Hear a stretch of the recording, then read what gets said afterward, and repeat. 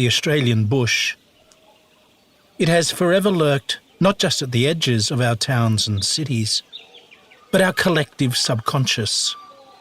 A place of almost indescribable beauty, and at the same time, a black hole, a moor, a haunted landscape that, in the blink of an eye, can snatch us away without a trace. It is a place where ghosts lurk, boogeymen, monsters, and for centuries it has become almost mythical in our literature, art and films. This fear is manifested in the psychopath at the heart of Wolf Creek.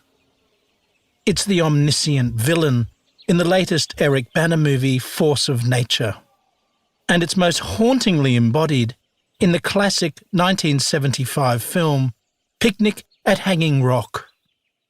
The Panpipes theme by George Zamfir is enough to send a chill down Australians' spines. And this anxiety gripped us all over again when Ballarat mother of three Samantha Murphy, 51, seemingly vanished into thin air after she took off for a routine early morning jog into the bush near her home in early February. For a month we followed every detail of the search for Sam, the police and volunteers scouring the bush near her home, these vast tracts of land outside the old goldfield town with names like the Wu-Wukurung Regional Park and Mount Clear. We witnessed the tears of the family, the broken heart of her daughter, Jess. Just on behalf of my dad and myself and my siblings, I'd just really like to thank our family and friends for just their continuous love and support. It's really helping us to get through and to keep us strong and to keep us motivated to keep looking and keep moving forward. Mum's a really strong woman and she's far too determined to give up this fight. I know she's out there somewhere. As each night fell, we sensed with dread that Samantha was out there in the dark. Was she yet another of that long line of Australians lost to the bush? Then suddenly, the answer. Detectives from the Missing Persons Squad yesterday morning at 6 a.m. arrested a 22-year-old Scotsburn man. They arrested him at his home address and took him into custody. The man was interviewed over a number of hours. A number of search warrants have been executed. As a result of those investigations, he has today been charged with the murder of Samantha. At a press conference on Thursday, the Chief Commissioner of the Victorian Police, Shane Patton, delivered the news the nation had been dreading. We will be alleging that murder occurred at Mount Clare on the day she disappeared. In the interview with the suspect, he has not disclosed to police where Samantha's body is. I want to be very clear. I'm limited in what I can say given that there has now been a charge of murder laid. Last week on The Front, we brought you a very different kind of police press conference, fronted in Sydney by homicide detectives and the New South Wales Police Commissioner. In that instance, police had obtained the cooperation of the suspect, serving policeman Beau Lamar Condon, and alleged the suspect had told them where to find the bodies of murdered couple Jessie Baird and Luke Davies. The level of detail New South Wales Police divulged about that matter was extraordinary, surprising even veteran crime reporters. In this matter, Shane Patton battered away almost every question about detail, eventually making this pointed remark. Again, I'm not going to go into the evidence and speculate about the evidence. In Victoria, when someone's charged, irrespective of what people's views may be, the details of that evidence are tested in court, not at press conferences. For the past 33 days, the Australians reporters have been in Ballarat trying to talk to Samantha Murphy's family and everyone else in a town gone wild with frustration and suspicion. There was no apparent reason for Samantha Murphy, a 51-year-old mother who loved her 3 children, who lived in a comfortable house in East Ballarat, to disappear. Damon Johnston is the Australian's Victorian editor. The circumstances of her last appearance were that she left the family home shortly after 7 a.m. on Sunday, February 4, dressed in her jogging gear. This is something she did a lot.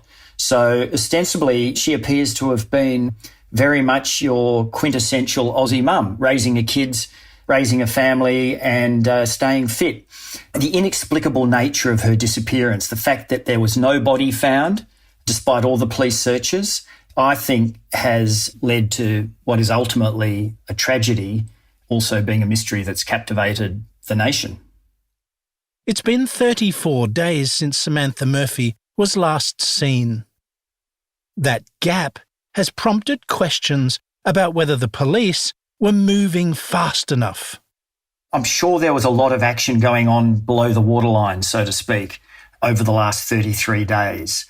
That said, the initial messaging from Victoria Police was somewhat confusing. It left the perception that they weren't treating it seriously enough in that first few days or maybe that first week. Now, clearly that's changed over the last 2 to 3 weeks, where they've deployed their expert investigators. The language that Victoria Police has used has changed.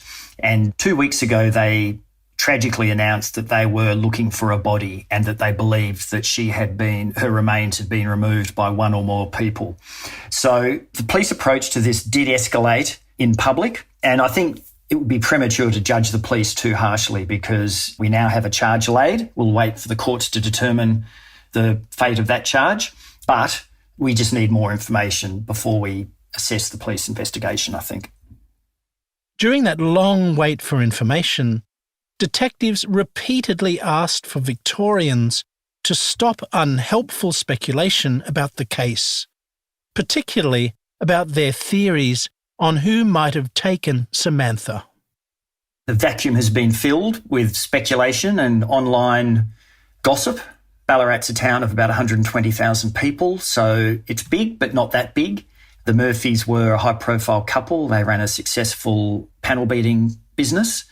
And on one hand, it's only human nature for people to speculate.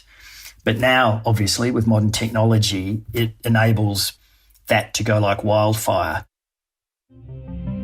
Coming up, what we know about motive and method in the alleged murder of Samantha Murphy. While I've got you, as this story develops, The Australian subscribers will be the first to know.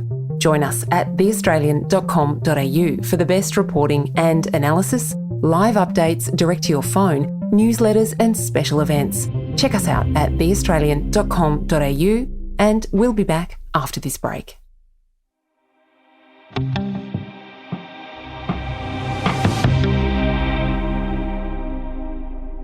Samantha Murphy's family found out about the arrest on Wednesday night.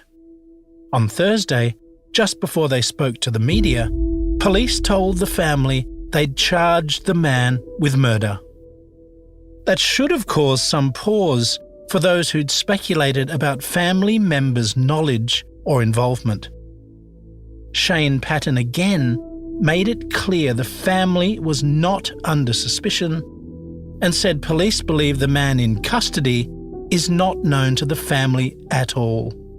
Samantha's family has been advised of this tragic news this afternoon by detectives from the Missing Persons Squad, and obviously this is a tragic outcome, knowing that she has been murdered. Our thoughts and support are with her family. And I do just want to say something about the family. Since the outset in these cases, it's often that the family come under scrutiny. They have been cooperative with us. They have provided everything we needed, and they have had no involvement whatsoever in this matter. Asked if he was known to Samantha Murphy, Patton said this. I don't have that knowledge. I don't believe that to be the case. The man, whose name was suppressed by the court, appeared before Ballarat Magistrates Court and police opposed bail. He has not yet been required to enter a plea and has not been convicted of anything. Police haven't yet disclosed an alleged motive or method for Samantha's death. They won't say if there was a sexual element to the crime, only that they believe she died in Mount Clear, a suburb on Ballarat's outskirts. The nation has suffered a string of shocking crimes already this year.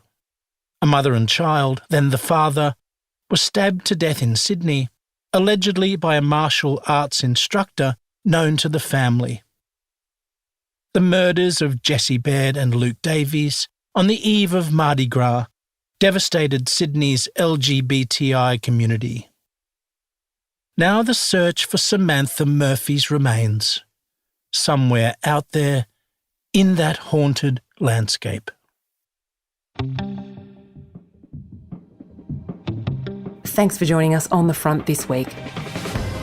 Our team is Kristen Amiet, Lia Tsamoglou, Josh Burton, Jasper, Matthew Condon and me, Claire Harvey.